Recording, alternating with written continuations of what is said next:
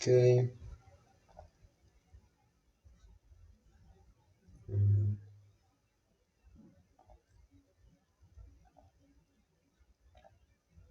Ok, vamos a ver espacios y funciones lineales, ¿no? O sea, vamos a ver en una clase medio semestre de álgebra lineal, ¿no? O un tercio. Ok, pero ¿por qué va a ser importante que repasemos álgebra lineal? Porque nosotros, bueno, el objetivo principal de ver esto es de que podamos usar la notación de Dirac, entendiendo a qué se refieren las cosas, ¿no? ¿Qué es un bracket, qué es un ket, qué es un bracket, ¿no? Y por eso vamos a tener que hacer este repaso, ¿vale? Y aparte porque está bien, ¿no? En mecánica cuántica usamos justo mucho esos conceptos. Entonces, aunque ustedes ya los sepan, pues una repasada para que la notación quede clara y por qué estamos en el mundo del álgebra lineal cuando estamos en mecánica cuántica, pues ya estamos por eso revisando estos temas, ¿no? Entonces, bueno, un espacio vectorial lo anotamos como B sobre un campo y va a ser el conjunto donde están definidas dos operaciones, ¿no? La suma sobre el campo, el producto sobre elementos del campo, ¿no? Y así para cualquiera dos elementos del espacio vectorial, o sea, de este conjunto, les voy a llamar vectores, ¿no? B y U. Entonces aquí ya voy a hacer la distinción, ¿no? A lo largo de las notas y de la presentación, si son vectores, los voy a poner con letra en negritas, ¿no? Entonces ustedes, si lo hacen en sus notas, pueden ponerle flecha o la anotación que ustedes quieran, ¿no? Pero es para que sea más práctico y no tan visualmente agresivo, ¿no? Por decirlo así. Entonces, para cualquiera dos vectores del espacio vectorial va a existir un único elemento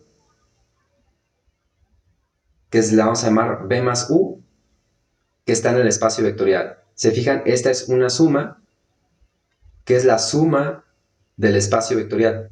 No necesariamente es la misma que la suma del campo, ¿no? Y para cada escalar, o sea, alfa en el campo, y cada vector, existe un único A producto del espacio vectorial por el vector, que va a estar en el espacio vectorial. ¿Hasta aquí estamos bien?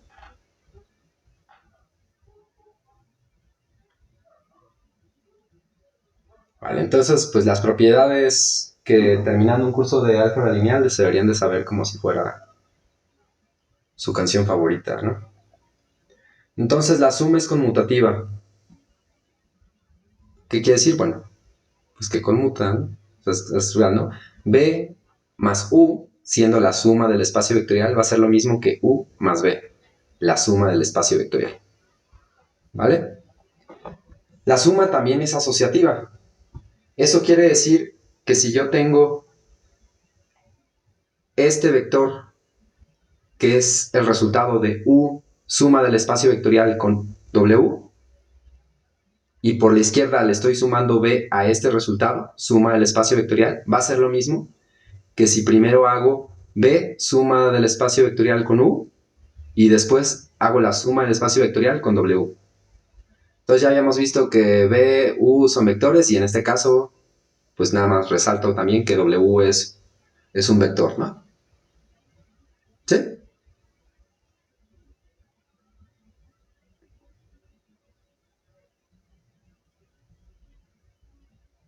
Vale. ¿Qué otra propiedad? Va a existir el neutro aditivo del espacio vectorial y lo vamos a denotar como un cero, así que si se fijan es un cero en negritas porque es un cero vector.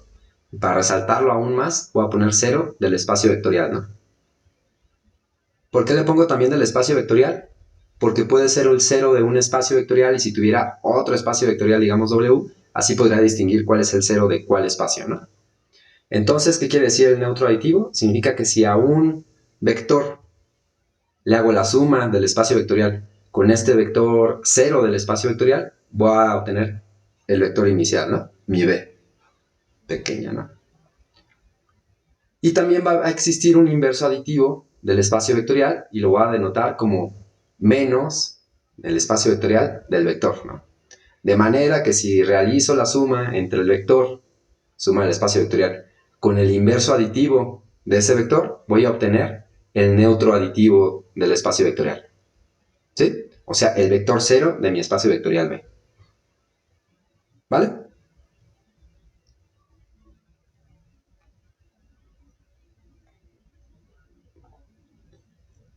¿Qué otra propiedad tengo? Va a existir un neutro, ahí hay un error de dedo, multiplicativo, ¿no? Que lo voy a llamar el 1, como si fuera vector, y lo voy a poner aquí un símbolo del campo, ¿no? O sea, funciona, bueno, el neutro del campo funciona como el neutro multiplicativo del espacio vectorial. Solamente estoy poniéndolo en negritas como vector para identificar con notación que también lo puedo aplicar al espacio vectorial, ¿no? O sea que va a ser el mismo neutro del campo y va a ser el mismo neutro del espacio vectorial en la multiplicación por escalares, ¿no? Entonces, si multiplico el neutro del campo, que también es el neutro del espacio vectorial, con el producto escalar, que es del espacio vectorial, por un vector, voy a obtener el mismo vector. ¿Sí?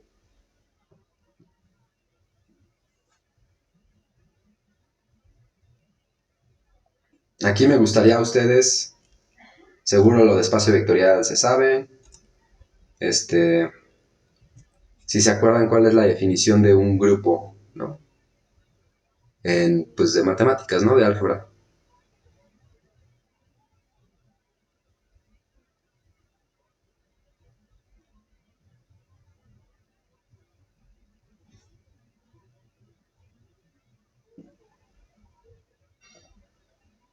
Si se acuerdan de lo que es un grupo, es que podemos checar cómo son las estructuras, ¿no?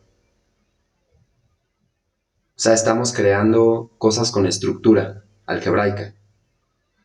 Entonces, si recuerdan, ustedes pueden tener un conjunto no vacío y tienen una operación. O sea, esta operación va a ser una función que me manda del producto cruz del conjunto consigo mismo al conjunto, ¿no? O sea, una operación binaria. ¿Y qué va a cumplir esta operación? Pues la cerradura, ¿no? Si hago una operación de un elemento del conjunto con otro elemento del conjunto, el resultado va a estar dentro del conjunto, ¿no? También voy a tener la propiedad asociativa de la diapositiva anterior, ¿no? Pero en este conjunto, ¿no? Del grupo. ¿Sí? Voy a tener la propiedad asociativa. Esta no es necesaria. Ahorita la discutimos, ¿no? Va a tener un neutro, o sea, va a existir un elemento que si aplico la operación me va a dejar el mismo elemento, ¿no? Y va a tener un inverso bajo la operación. Y si conmuta, a eso le vamos a decir que es un grupo abeliano, ¿vale? Luego, ¿se acuerdan qué estructura le seguía al grupo?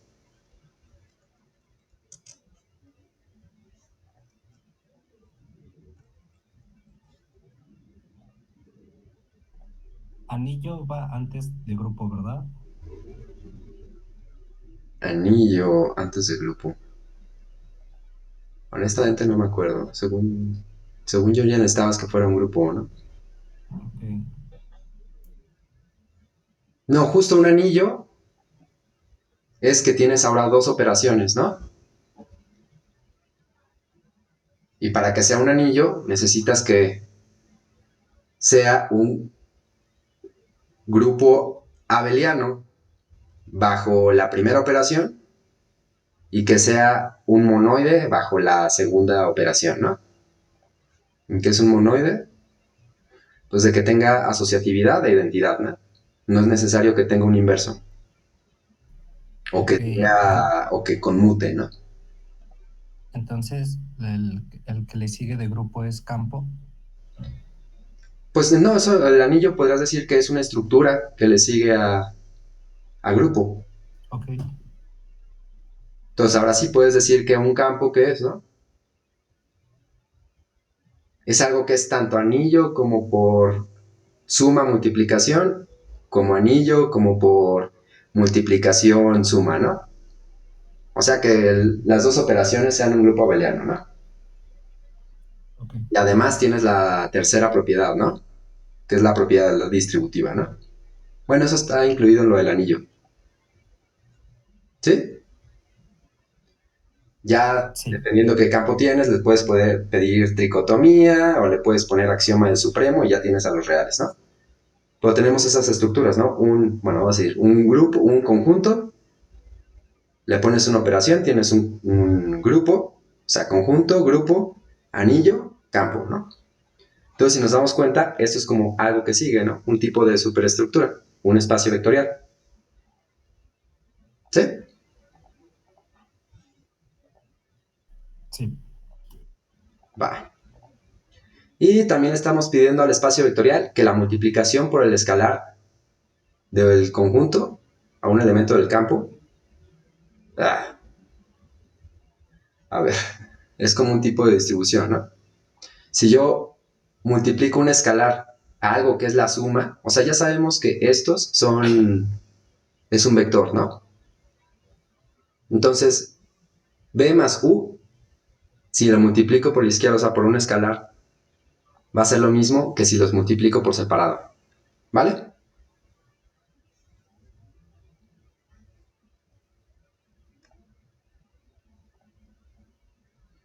¿Alguien se acuerda de la otra propiedad?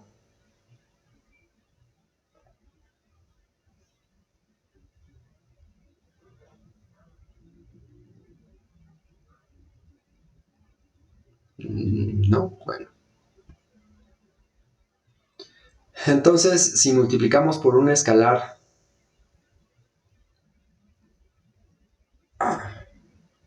del espacio vectorial de la suma de dos elementos del campo, o sea, tenemos dos elementos a lambda del campo por un elemento del conjunto, también lo vamos a separar, ¿no?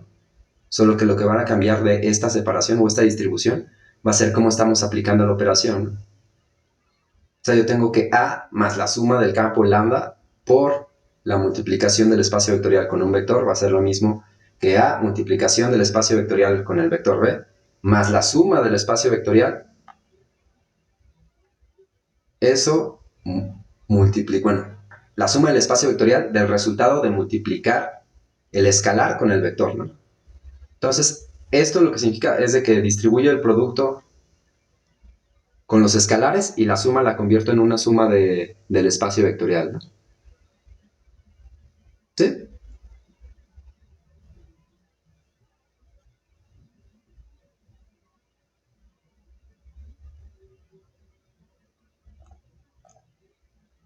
Y bueno, tenemos un teorema, ¿no?, de dos incisos.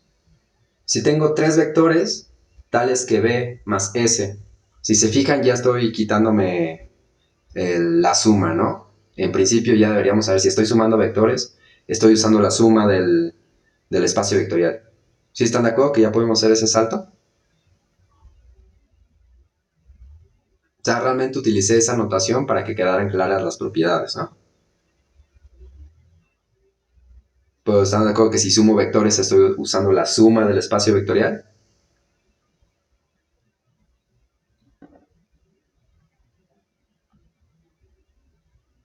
Vale. Entonces, si yo tengo tres vectores, B, U y S, de manera que B más S sea lo mismo que U más S, el teorema me dice que entonces U tiene que ser igual a B. Este creo que está sencillo. Y si para cada vector y para cada escalar se cumple que el inverso aditivo del escalar multiplicado, si se fijan ya ni siquiera le puse el puntito, ¿no? Multiplicado por el vector va a ser lo mismo que el inverso del escalar multiplicado por el vector. ¿Vale?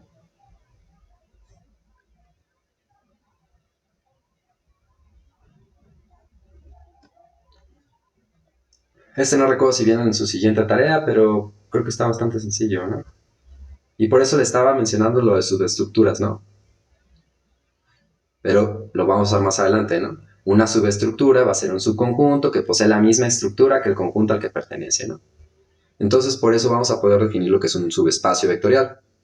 Entonces decimos que si tenemos un subconjunto de B, que ya decimos que es un espacio vectorial sobre el campo, este subconjunto es un subespacio vectorial bajo la suma y el producto por escalares definidos en el espacio, si W es un espacio vectorial sobre K, ¿no? O sea, tienes que verificar las propiedades del espacio vectorial. O de hecho, estoy seguro que muchos se acuerdan, no estoy seguro si es en la siguiente diapositiva, justo en la siguiente diapositiva, que te puedes aprovechar de las propiedades de un campo y probar solamente tres cosas, ¿no? O dos, si lo quieres resumir, ¿no? Entonces ya sabemos, bueno, ya definimos lo que es un subespacio vectorial.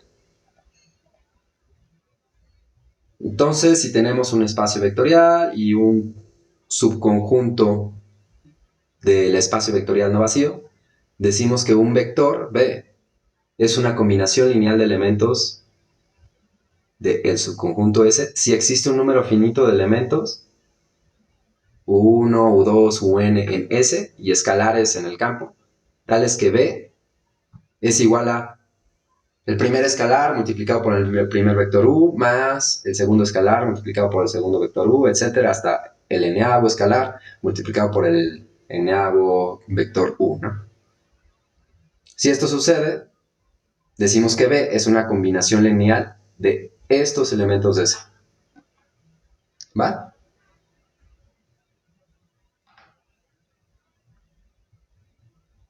Ahí no lo dice, pero quedaría como implícito que V es, pertenece a S, ¿no?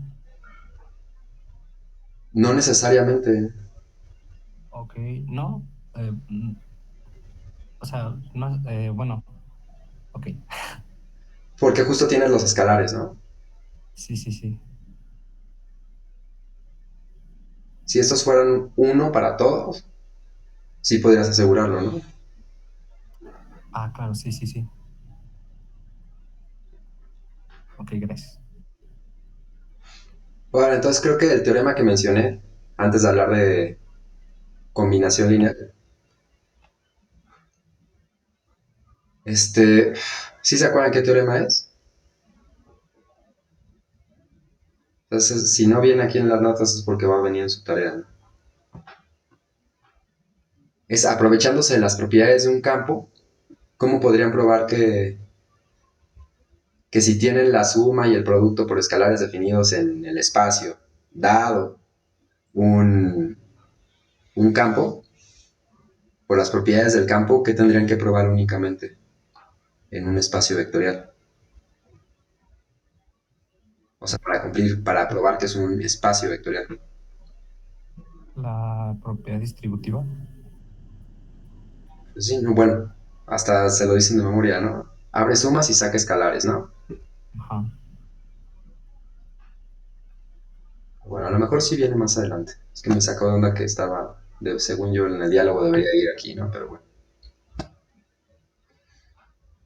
Entonces, a lo mejor viene aquí, ¿no? Entonces, para todo vector, el cero es combinación lineal de cualquier subconjunto no vacío del espacio vectorial. ¿Por qué? Porque si multiplico el cero del campo con un vector, eso me va a dar el cero del espacio vectorial. ¿De acuerdo?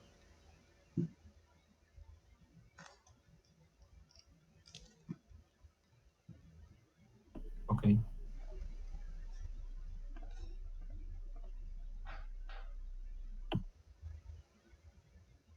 Y bueno, ¿no? Ya tenemos combinaciones lineales. Ahora queremos saber sobre el conjunto de combinaciones lineales de los elementos de un subconjunto no vacío de un espacio vectorial, ¿no? Que formen un subespacio. Entonces tenemos este teorema, ¿no? Si S es un subconjunto no vacío de un espacio vectorial, entonces el conjunto de todas las combinaciones lineales de S, denotado como W, es el subespacio más pequeño del espacio vectorial que contiene a S. ¿Y en qué sentido? Bueno, en que W es un subconjunto de cualquier subespacio de B que contiene a S. Perdón, está mi gatita aquí y me anda interrumpiendo cada rato. Perdón. Entonces, a este subespacio W del teorema Lo denominamos como el subespacio generado por los elementos de S. Lo anotamos como L de S. Y como esta no es como no es tan completa la definición, porque le estamos pidiendo no vacío, simplemente decimos que el L del vacío va a ser el conjunto que contiene al cero del espacio vectorial. ¿Sí?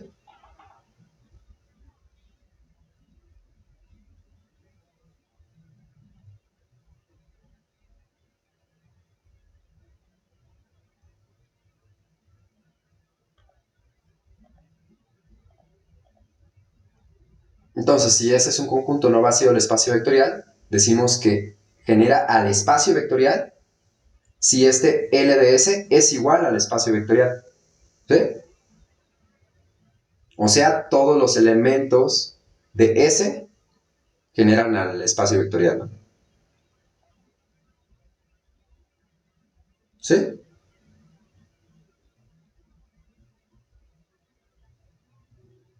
O sea, los elementos de S generan al espacio. ¿Vale?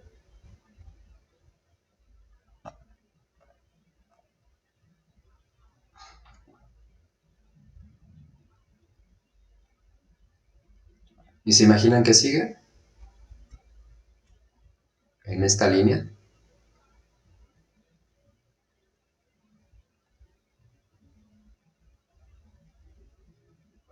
Pues dependencia, ¿no? Entonces, cuando tenemos dos elementos de un espacio vectorial, es importante o podría ser interesante saber cuándo uno de ellos se puede expresar en términos de otro, ¿no? O sea, cómo depende un vector del otro.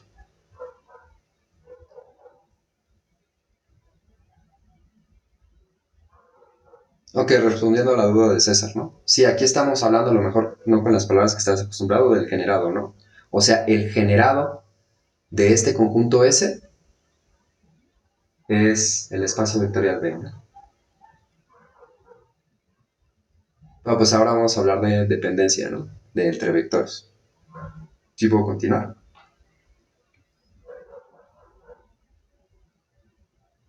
Va. Entonces, un subconjunto S de un espacio vectorial lo decimos linealmente dependiente si existe un número finito de vectores distintos, B1, B2, B3, y así como elementos del campo, alfa 1, alfa 2, alfa n, no todo cero. O sea, los que tienen que ser distintos son estos, ¿no? Estos no tienen restricción. O sea, los escalares.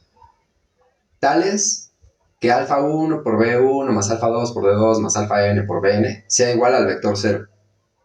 Si eso sucede, decimos que es linealmente independiente. Digo, linealmente dependiente. ¿Vale? Y si esto no sucede, decimos que es linealmente independiente, ¿no?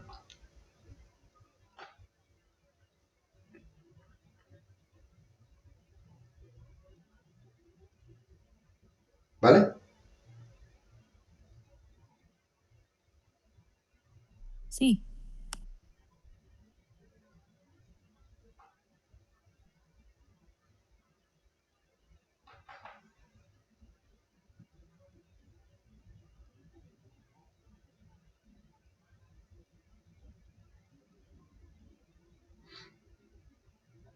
Ok. Entonces ya tenemos independencia, bueno, dependencia e independencia lineal, particularmente independencia. Ya sabemos lo que es el generado, como dijo César. Ahora queremos saber lo que pasa, ¿no? Cuando tenemos las dos propiedades. O sea, ustedes ya saben, ¿no? O sea, esto es álgebra lineal, no solo en una clase. Entonces, un subconjunto S de un espacio vectorial que genera a B y que además es linealmente independiente, tiene la propiedad de que cada elemento de B puede ser expresado de manera única como una combinación lineal de elementos de S, ¿no? ¿Sí?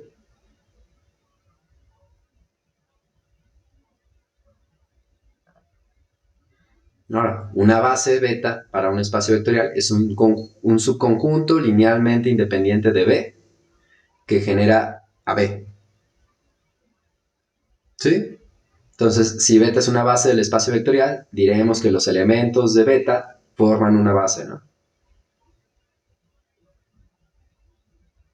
¿Sí está bien? De hecho, creo que ahorita encontré otro error de dedo.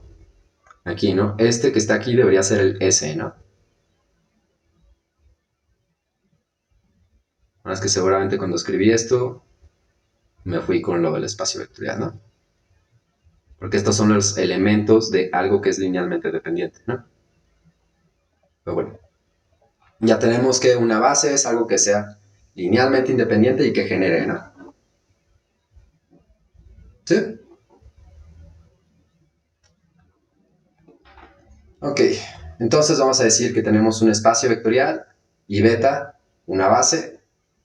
Decimos que beta es una base, bueno, y beta un subconjunto. Decimos que beta es una base sí y solo si cada vector u lo podemos expresar de manera única como una combinación lineal de vectores, ¿no? De esta forma.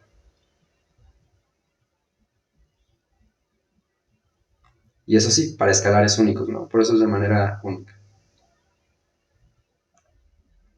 Entonces, cuando elegimos los escalares correctos, cada vector lo podemos expresar de manera única. O sea, no estoy diciendo hasta ahora nada nuevo, ¿no? Entonces, para cada vector va a existir una única eneada de escalares, ¿no? Alfa 1, alfa 2, hasta alfa n, ¿no?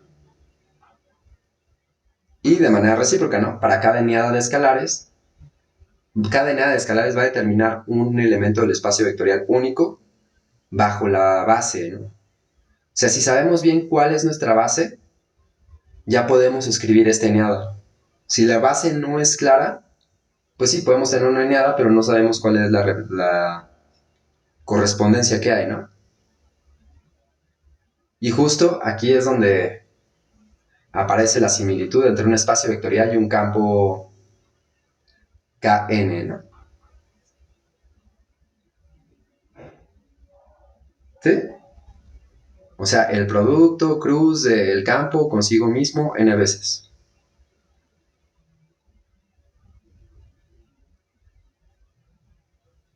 Ah, justo ahí está el problema, ¿no? No hemos puesto la restricción, César, de que los elementos de la base tienen que ser independientes entre sí. O todos, ¿no? Pues ustedes pueden escribir una base. Es más, ustedes pinten dos flechitas que salgan del mismo punto, pero que no sean de 90 grados. Ahí debería pensar en otra, ¿no? Y puedan decir que una de sus componentes son dependientes entre sí, ¿no? Con eso puedo generar. Pero todavía nos hace falta para... ¿O si era por ahí tu duda, César?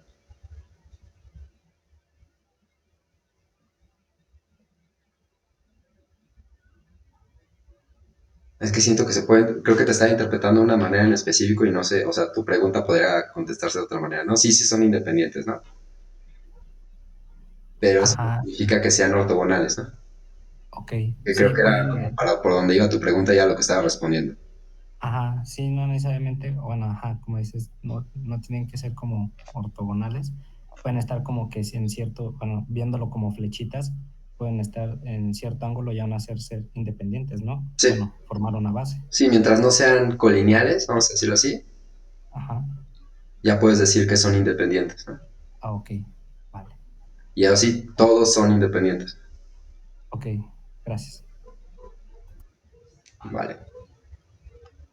Sí, disculpa, pensé que era como respecto a lo que vamos a tener después, ¿no? Una base estándar, ¿no? Que todavía no la definimos. De hecho, por eso estoy siendo cuidadoso con llamarle a un vector como una eneada, porque algo de lo que pecamos mucho los físicos y los ingenieros y todos los demás que usan vectores, hasta algunos matemáticos, es en pensar en los vectores como si fueran flechitas, ¿no? Y aunque pusimos el ejemplo, pues es que es fácil verlo así, ¿no? Pero unos vectores, si a ustedes les preguntan qué es un vector, pues deberían de decirle, pues, un elemento de un espacio vectorial, ¿no? Que nos vamos a dar cuenta, y yo creo que ese es uno de los problemas por los que muchos se confunden en mecánica cuántica, es de que tenemos funciones Pero estas funciones son vectores.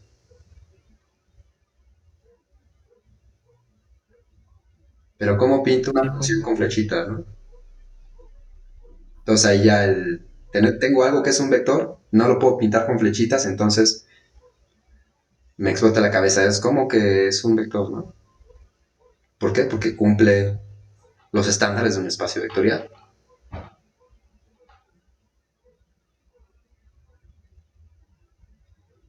Entonces, por eso tengan cuidado. Todavía no sabemos cuándo podemos usar los vectores como esta eñada, ¿no?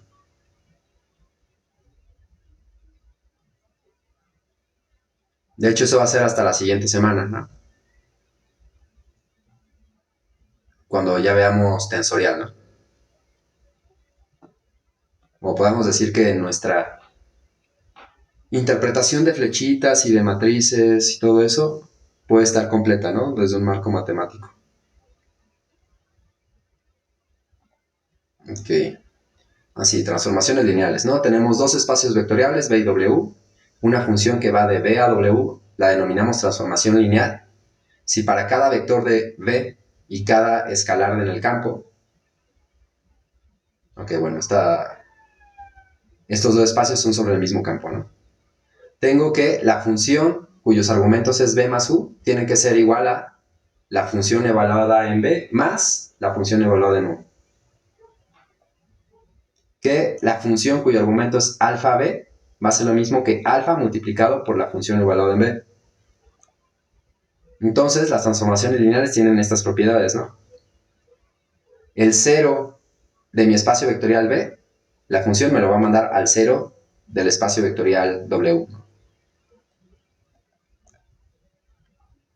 Y es lineal, ¿no? O sea, abre sumas y saca escalares, ¿no? Entonces sí venía en estas diapositivas, ¿no? Pero necesitábamos hablar de transformaciones lineales. Y esto lo podemos hacer por las propiedades de que se heredan del campo, ¿no? La propiedad que casi siempre se omite es esta, ¿no? Que me manda del cero del espacio vectorial al cero del segundo espacio vectorial. Regularmente es trivial. ¿Por qué podrían decir que es trivial?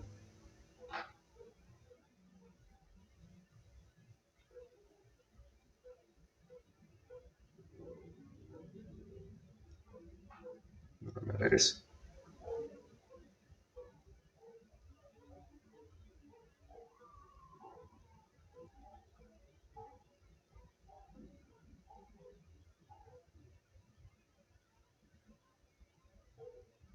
¿O no es trivial?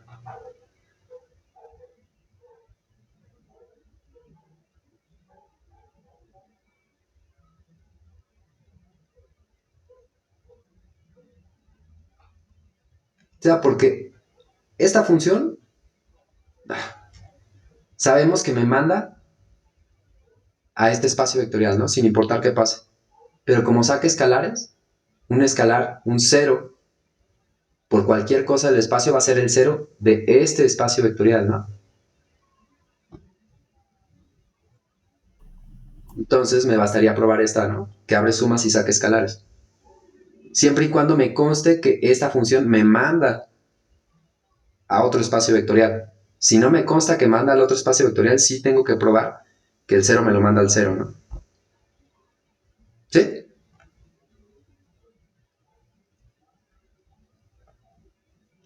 Ahora se abre un espacio vectorial y W1, un subespacio del espacio vectorial. ¿Vale? Una proyección sobre W1 va a ser una función que va del espacio vectorial en sí mismo.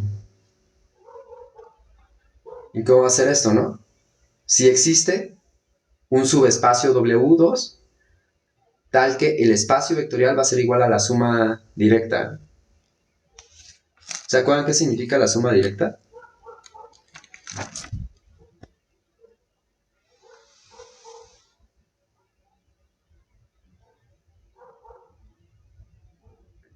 Vamos a hacerlo de forma al revés y creo que es mucho más sencillo, ¿no? Pueden pensar que... Perdón. Mili.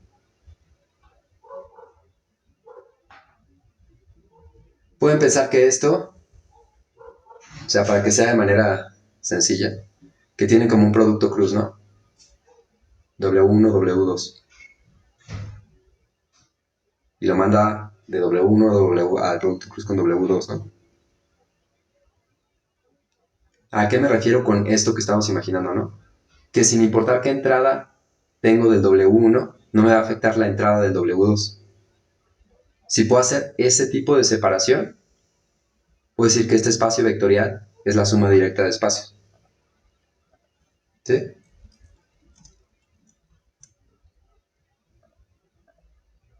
A ver.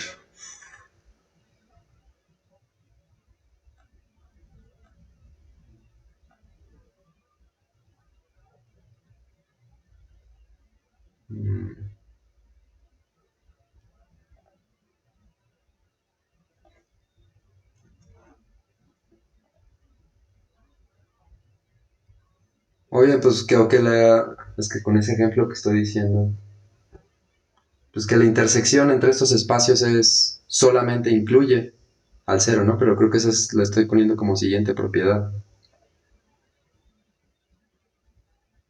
Ahora vamos a hacer trampas con mis propias notas y si está como propiedad pueden tener eso. Ok, ya. ¿No? Entonces, si la intersección de estos es únicamente el cero del espacio vectorial e individualmente el W1 y el W2 son subespacios vectoriales de B, entonces puedo decir que B es la suma directa de estos dos. Y eso ya pueden sacar que lo de las dimensiones o así, ¿no? La dimensión de B va a ser igual a la dimensión de W más la W1 más la dimensión de W2, ¿no? Pero si existe ese subespacio con el que puedo hacer la suma directa para obtener el espacio vectorial, y si para un vector que lo puedo escribir como B1 más B2, donde B1 está en W1 y B2 está en W2, tengo que la función que solamente que está como argumento un B, me lo manda únicamente al vector que está en el subespacio W1. Si esas dos cosas suceden, decimos que tengo una proyección sobre W1. O sea, que tengo una proyección del espacio vectorial sobre el W1. ¿De acuerdo?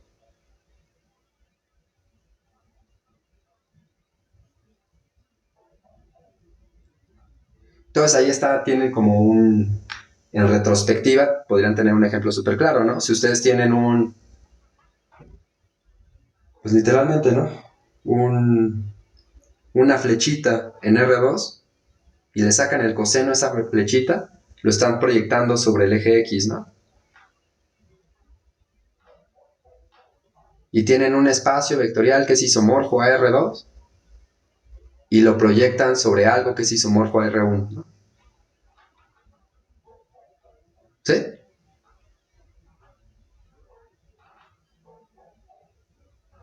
Vale.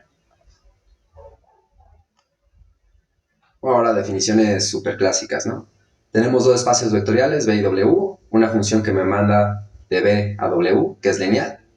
Definimos el kernel o núcleo como n de la función, como el conjunto de todos los vectores en B, tales que si aplicamos f sobre esos vectores, me van a dar el vector 0, ¿no? Si se fijan, ya no le puse el 0 de qué. ¿Por qué? Porque ya sé que esta f me los manda a un espacio vectorial B, ¿no? Entonces este es el 0 del espacio vectorial, más bien, W. ¿Sí? Y bueno, aquí está la definición, ¿no? Los vectores tal que, los vectores B tal que f de B es igual a 0, ¿no? Entonces ese es nuestro kernel. Y tenemos la imagen o rango, que de manera similar, ¿no? Es una función que va de B a W, espacios vectoriales. La definimos como el subconjunto de W que consta de todas las imágenes de F de los elementos de B. ¿Sí?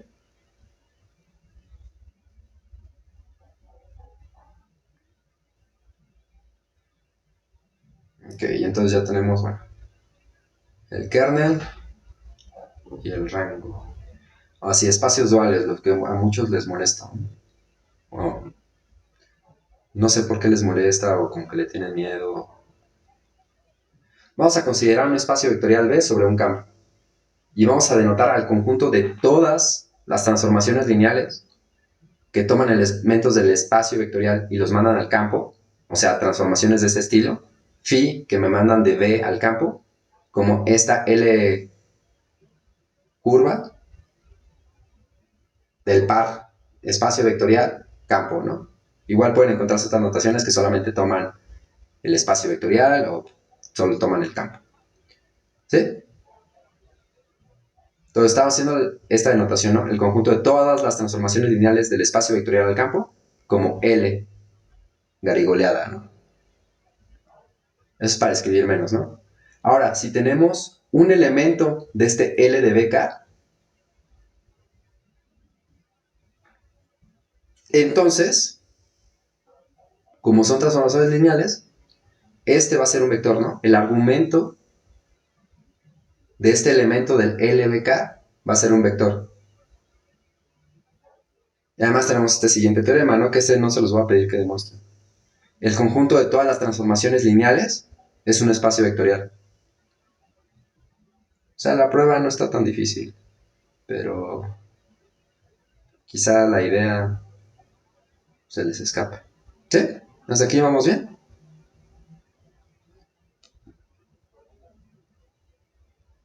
Vale.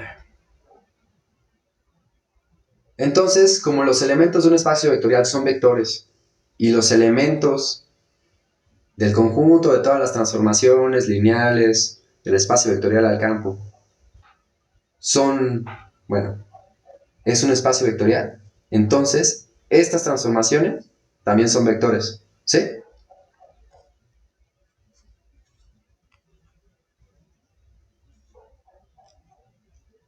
¿Sí? ¿Hasta aquí vamos bien?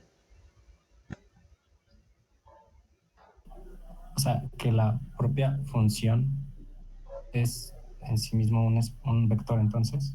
Es un vector propiamente dicho como un vector. No estamos Ok, diciendo que sean vectores del mismo espacio vectorial, ¿no? ok, Pero es un vector, ¿sí? vale. O sea, los B's, o sea, estos argumentos son vectores del espacio vectorial B. Y los psis de B's son vectores, pero de este espacio vectorial que es L de B, K, ¿no? ¿Sí? Ok,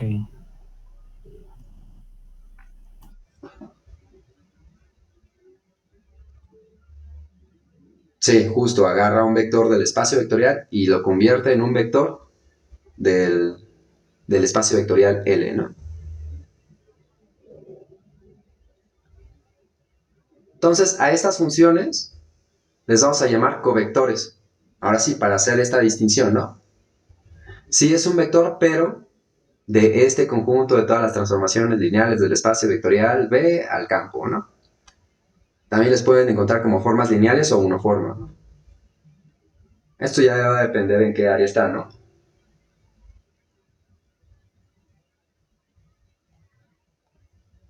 Ahora, aquí viene la otra definición.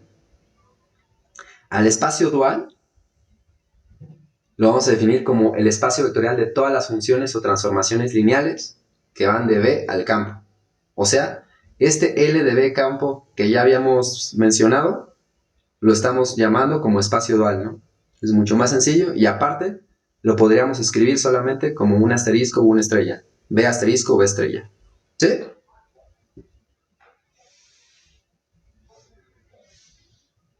Entonces los vectores y covectores sí son los que aparecen en cálculo tensorial y también van a aparecer en este curso.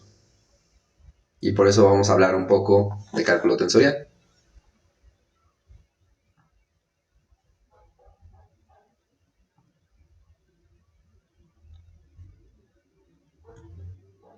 Porque cuando lleguemos a brackets, me dan cuenta que el bra es un covector y el ket es un vector.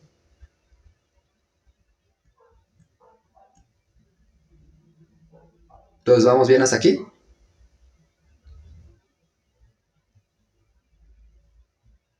Solo no olviden esto, ¿no? El espacio dual, por eso lo estaba mencionando de esta manera, ¿no?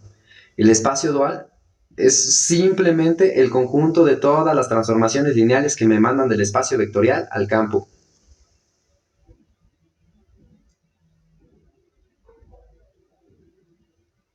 Y a esas transformaciones las llamamos covectores, ¿no?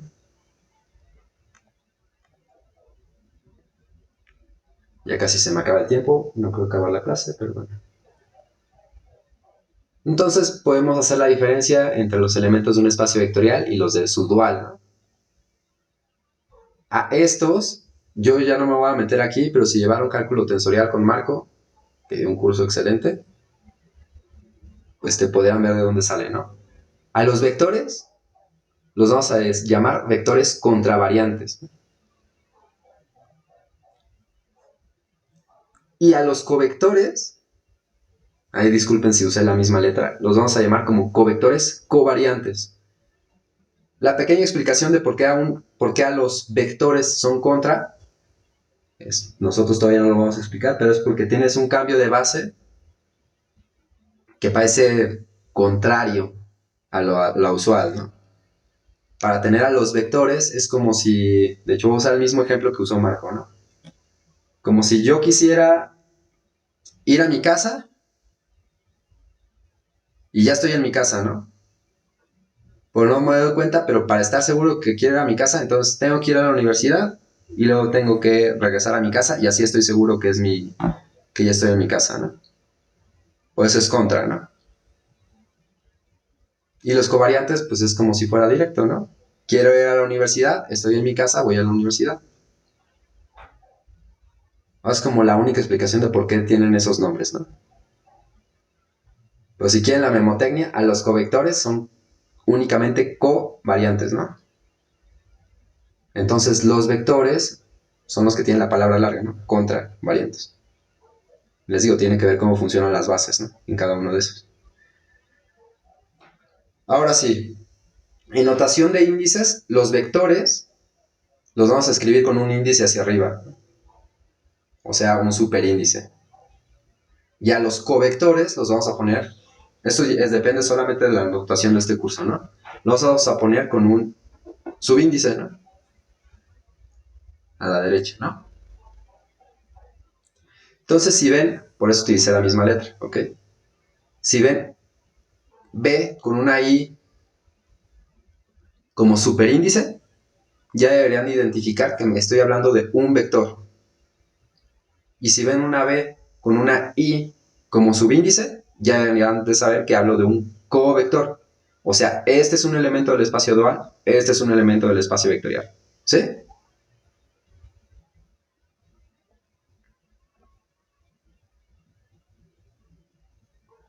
Y bueno, ya se acabó el tiempo de la clase, ¿no? Entonces esto ya lo veremos en la clase de mañana, ¿no?